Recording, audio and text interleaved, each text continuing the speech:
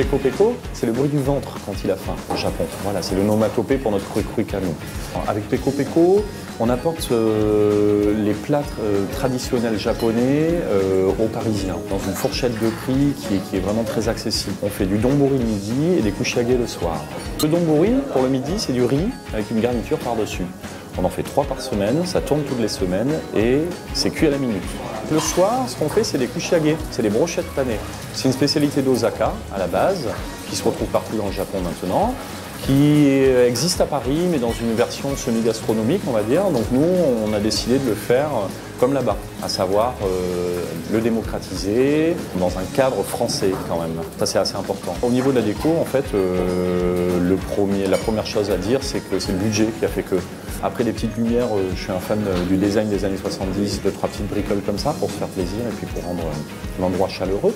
Mais ça reste très simple en fait. Le show de la cuisine ouverte, c'est une volonté tout simplement d'être en rapport direct avec les clients justement. Ce que je trouve aussi novateur, c'est justement cette combinaison entre nourriture japonaise et accueil français. Pour les autres endroits dans Paris, ça reste japonais quand même. Là, il y a une décontraction, il y a des vins nature qui sont français, il y a quand même ce mix des deux fait que je pense que ça fonctionne bien et ça aide à démocratiser justement cette nourriture.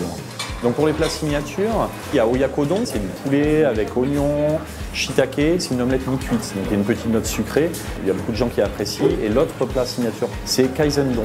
Kaisendon, c'est un mélange de crevettes sèches, Saint-Jacques, shiitake. Pour le soir, les kuchiage, celles qui sont vraiment des mythes, on va dire, c'est asperges bacon et chèvre miel. En dessert, le tiramisu au thé matcha. Ça, c'est un nuage à manger, donc c'est bon. Le midi, notre cible, c'est les travailleurs. Voilà. Pour le soir, c'est des gourmets plus ou moins avertis qui viennent pour les kuchiage. On a des familles qui viennent parce qu'il y a un côté très didactique. Pour les enfants, ça plaît énormément. Et midi, tout est emporté. Le soir, tout n'est pas emporté. Il y a 2-3 brochettes qu'on ne fait pas emporter pour des raisons de praticité. Le ticket moyen, c'est 11,50 €. En investissement total, on a été sur un business plan à 144 000 €. Le chiffre d'affaires de 24 000 € mensuel. Donc le chiffre d'affaires prévisionnel, on avait prévu 170 000 sur la première année, donc là effectivement on est en train de dépasser nos espérances, donc on va être sur du 240. En termes de pourcentage, c'est 30 matières, 30% personnel. Pour le développement, ce qu'on compte faire, c'est développer le chiffre d'affaires du midi. Pour développer le chiffre d'affaires du midi, vu notre petit espace, c'est développer la livraison ou à emporter, ce qu'on compte faire avec des bento. Ensuite, pourquoi pas du Peko Peko dans un autre arrondissement, parce que c'est quelque chose qui s'y prête, je pense, dans le concept. Mais ça aussi, on ne sait pas encore. On va voir. Wait and see pour l'instant.